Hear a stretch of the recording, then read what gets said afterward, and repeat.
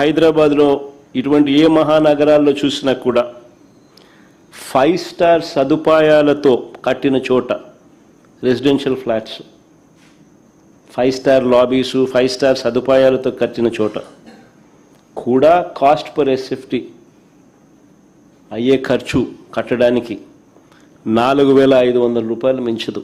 కానీ ఇక్కడ మాత్రం అమరావతిలో మాత్రం 11,000 నుంచి 14,000 రూపాయలు చూపుతా ఉన్నారు. హైదరాబాద్ సెక్రటరియట్ ఏదైతే ఉందో ఆ సెక్రటరియట్ది నేను కనుక్కున్నానండి. యాక్చువల్గా డీటెయిల్స్ తీసుకున్నా.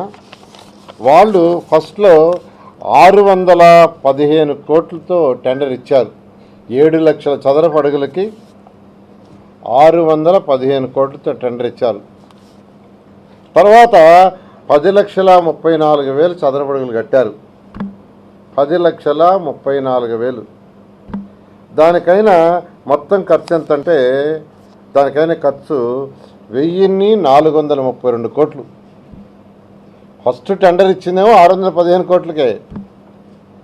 అంటే ఒక నాయకుడిగా మాట్లాడేటప్పుడు, ఒక పార్టీ అధినేతగా మాట్లాడేటప్పుడు డేటా మొత్తం కలెక్ట్ చేయాలి. డేటా మొత్తం కలెక్ట్ చేయకుండా ఫస్ట్ ఏదైతే టెండర్ ఇచ్చారో దాన్ని బేస్ చేసుకొని రాష్ట్ర ప్రజలకి అంత అయిందని చెప్పడం తప్పండి. ఫస్ట్ ఇచ్చింది టెండర్ 7 లక్షల చదరపు అడుగులకి 615 కోట్లు. ఆ తర్వాత దాన్ని 10,34,000కి ఎక్స్టెండ్ చేశారు బిల్డింగ్ని. దానికైన ఖర్చు మొత్తం 1,423 కోట్లు. They paid డీవియేషన్స్తో. యావరేజ్ ఎంత పడింది వాళ్ళకి? 13,763 రూపాయలు పడింది. 13,763 రూపాయలు. 13,763 రూపాయలు. వాళ్ళు మొత్తం పే చేసింది ఎంతంటే పే చేసింది 1,423 కోట్లు. 1,423 కోట్ల రూపాయలు పే చేశారు ఫైనల్గా.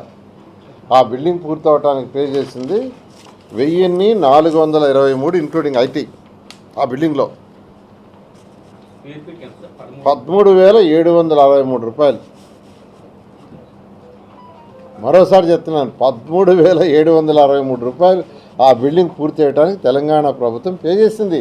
ఈ వీడియో నచ్చితే లైక్ చేయండి. అలాగే మా ఛానల్ ని ఫస్ట్ టైం కనుక చూస్తున్నట్టయితే ఇప్పుడే సబ్స్క్రైబ్ చేసుకుని పక్కనే ఉన్న గంట సింబల్ ని యాక్టివేట్ చేసుకోండి. అప్పుడే మేము పెట్టే ప్రతి వీడియో మీకు నోటిఫికేషన్ గా వస్తుంది. అలాగే ఈ వీడియో పూర్తిగా చూసినందుకు ధన్యవాదాలు.